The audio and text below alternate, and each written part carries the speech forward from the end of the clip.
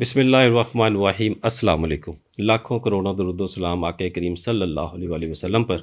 اور آپ کی آل پاک پر۔ ناظرین اکرام، جیسا کہ ہماری پچھلی 2 ایپیسوڈز گئیں بسم اللہ الرحمن الرحیم کے حوالے سے، جس میں ہم نے فضیلت بھی بیان کی اور اس کی زکوٰۃ کے طریقے بھی 2 بیان کیے، اور آج ایک تیسرا طریقہ جو ہم آپ کے سامنے رکھنا چاہتے ہیں۔ ہم نے ایک دفعہ ایک نجی ٹی وی چینل پہ پوڈ کاسٹ کی، اور جس میں ہم نے بتایا کہ بسم اللہ الرحمن الرحیم کی جو زکوٰۃ اکبر ہے وہ کیسے ادا کی جاتی ہے، اور اس میں آپ کس طرح سے جو بسم اللہ الرحمن الرحیم کے موکلات ہیں آپ ان سے ملاقات بھی کر سکتے ہیں، اور اس کے جو فیوز و برکات ہیں ان کے بارے میں بھی بیان کیا، اور وہ ہمارے چاہنے والوں نے، دیکھنے والوں نے بہت پسند کیا، بہت پسند کیا، اور پوری دنیا سے ہمیں کالز آئیں اس کی اجازت کے حوالے سے، بلکہ ابھی تک آتی ہیں۔ تو میں ابھی تو ان کو کہہ رہا ہوں کہ ویٹ کر لیں، ذی الحج کے 10 ایام میں وہ کرنا چاہیے، کیونکہ میں نے بھی وہ وظیفہ ذی الحج کے 10 ایام میں کیا تھا، جیسے میں نے وہاں پہ بیان کیا۔ تو بہت سارے لوگ اس حوالے سے ہم سے رابطہ کر رہے ہیں کہ جی آپ نے بھی کیا تھا، ہمیں بھی ان 10 روز کے حوالے سے اجازت عنایت فرمائیں اس خاص وظیفے کی۔ تو اس حوالے سے جو آج کی ہماری ایپیسوڈ ہے بڑی اسپیشل ہونے جا رہی ہے۔ وہ لوگ جو اس کا شوق رکھتے ہیں، جنہوں نے اس کی 786 مرتبہ والی زکوٰۃ ادا کی، یا 1900 والی کی، یا 1.25 والی کر لی ہے، کوئی سی بھی کر لی ہے، وہ بھی اس کو کر سکتے ہیں۔ جنہوں نے اگر کوئی بھی نہیں کی پہلے، تو وہ بھی 19,000 مرتبہ روز پڑھ کے ان 10 دنوں میں اس کی فیض و برکات حاصل کر سکتے ہیں اللہ کے فضل و کرم سے۔ اس کا طریقہ کار تھوڑا سا مختلف ہے، اور وہ لوگ جو ان 10 ایام میں بسم اللہ الرحمن الرحیم کی زکوٰۃ اکبر ادا کرنا چاہتے ہیں، ان کے لیے جو بڑے خاص دن ہونے والے، ان کو 19,000 مرتبہ روز بسم اللہ الرحمن الرحیم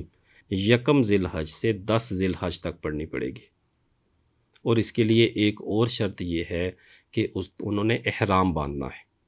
مکمل ترک حیوانات کے ساتھ، جلالی اور جمالی پرہیز کے ساتھ یہ آپ عمل کریں گے جو لوگ بھی اس کو کرنا چاہتے ہیں،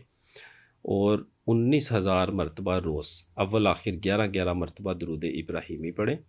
ایک وقت، ایک جگہ، ایک جائے نماز، ایک تسبیح کے ساتھ کعبہ شریف کا تصور کر کے، اور جن کی اجازت سے آپ پڑھ رہی ہیں ان کا تصور کریں کہ انہوں نے آپ کے سر پہ ہاتھ رکھا ہوا ہے، دست شفقت رکھا ہوا ہے، اور آپ اس کو شروع کریں۔ اسی طرح سے 2 نفل، جیسے ہم نے پہلی ایپیسوڈز میں بیان کیے کہ پہلے شروع میں 2 رکعت نماز نفل ادا کر کے اس کا ثواب آقا کریم صلی اللہ علیہ وآلہ وسلم اور پنجتن پاک سرکار کی بارگاہ میں پیش کریں، اور اس زکوٰۃ اکبر کی نیت سے اس کو پڑھنا شروع کریں۔ اسی طرح سے جب آپ اس کو مکمل کر لیں تو اس میں دوبارہ 2 رکعت نماز نفل ادا کر کے اللہ کے ہاں شکرانے کے ادا کریں، 2 نفل، اور اللہ کی ذات کا شکر ادا کریں۔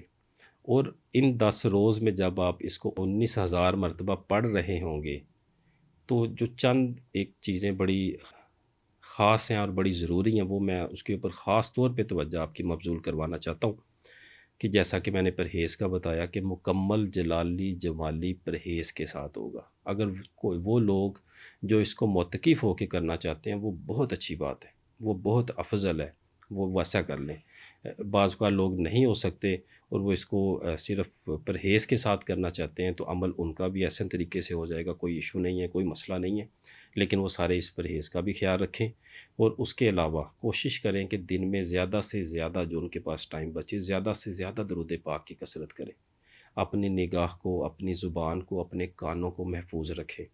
چغل خوری سے، اور کسی کے بارے میں برائی کرنا، اور کسی کے بارے میں برائی سننا، یا اپنا اکثر ہم سکرولنگ کرتے ہوئے ہم اپنی نظر کا خیال نہیں رکھ پاتے، اس چیز کے اوپر خاص توجہ مبذول کریں، ان چیزوں میں ان کا خاص خیال رکھیں۔ اور احرام جب آپ نے احرام باندھ کے پڑھنا ہے،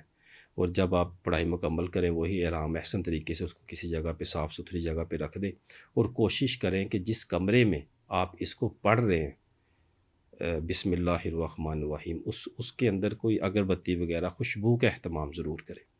کہ جب آپ بیٹھیں اس وقت بھی خوشبو لگائیں، ادھر کوئی اگربتی وغیرہ کمرے میں لگائیں۔ اور احرام جب آپ نے باندھا ہو تو پھر آپ نے عطر وغیرہ یوز نہیں کرنا، صرف اگربتی کا اہتمام کریں، زیادہ سے زیادہ اپنے کمرے کو معطر رکھیں اور اس کو پڑھتے رہیں۔ دن میں بھی بعض اوقات ایک آدھی آپ اگربتی اگر ادھر لگا دیا کریں تو بہت اچھی بات ہے۔ اسی طرح سے جو اس کے خادمین کے حوالے سے، جن کے بارے میں لوگوں نے بڑا پوچھا اور بڑا پسند کیا ہماری اس ایپیسوڈ کو،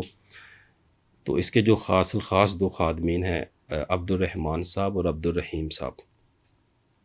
تو ان کی بھی انشاءاللہ ان 10 دنوں میں جو اس کو پڑھتا ہے ان کی بھی آمد ضرور ہوتی ہے، الحمدللہ، اور جب آپ ہمارے سلسلے کی اجازت سے نسبت سے پڑھ رہے ہوں گے تو وہ بھی ملاقات ضرور ہوگی۔ جو بھی اس کو کرنا چاہتا ہے وہ کریں، اور ایک چیز کا خیال رکھیں کہ پڑھائی جب تک آپ کی مکمل نہیں ہوتی، چاہے وہ 8واں دن ہے، 9واں دن ہے یا 10واں دن ہے، جو مرضی شخصیت آپ کے سامنے آ جائیں، جو مرضی اس طرح کی اللہ کی نیک مخلوق آپ کے سامنے آ جائے، یا جو بھی ہے، آپ نے بالکل اپنی پڑھائی کے اوپر فوکس کرنا ہے۔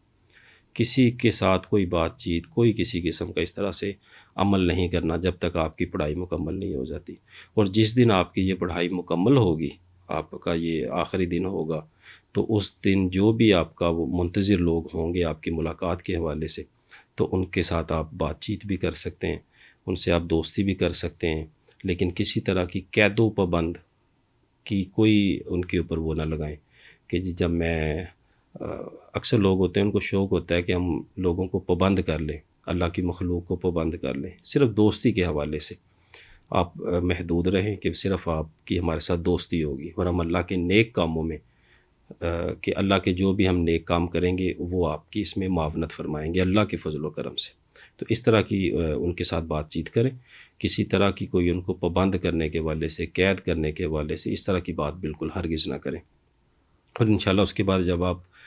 جب آپ کو زبان دے دیں گے، جب آپ اس کو پڑھ لیں گے تو اللہ کے فضل و کرم سے وہ اپنی زبان کو پورا کریں گے انشاءاللہ۔ کوئی اس میں پریشان ہونے والی بات نہیں ہے اللہ کے فضل و کرم سے، کیونکہ آپ ایک سلسلے کی باقاعدہ اجازت کے ساتھ بیٹھ رہے ہیں، اور جو لوگ بھی اس وظیفے کو کرنا چاہتے ہیں ان کو سلسلہ عالیہ نقش بندیہ جماعتیہ کی طرف سے عام اجازت ہے، عام اجازت ہے، وہ کریں اس کو، لیکن وہ لوگ کریں جو اس کو پھر مکمل بھی کریں۔ یہ میں پہلے بھی گزارش کر چکا ہوں کہ اکثر لوگ ہوتے ہیں وہ شوق میں شروع کر لیتے ہیں، لیکن جب ان سے تعداد پوری نہیں ہوتی وہ چھوڑ دیتے ہیں عمل کو بیچ میں۔ اس لیے پہلے 1-2 دفعہ آپ بیٹھ کے ٹرائی کر لیں کہ آپ کر سکتے ہیں یہ وظیفہ۔ اگر آپ کر سکتے ہیں تو پھر آپ اس کو ضرور کیجئے، ہماری طرف سے اجازت ہے۔ اگر آپ نہیں کر سکتے تو پھر نہ کریں،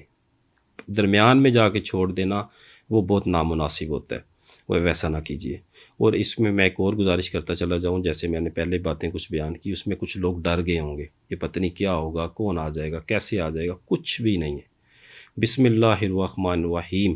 جب آپ پڑھتے ہیں، اور جب خاص طور پہ ہمارے سلسلے کی اجازت کے ساتھ، بالکل کسی قسم کا کوئی ڈر نہیں، کوئی خوف نہیں، کوئی پریشانی نہیں،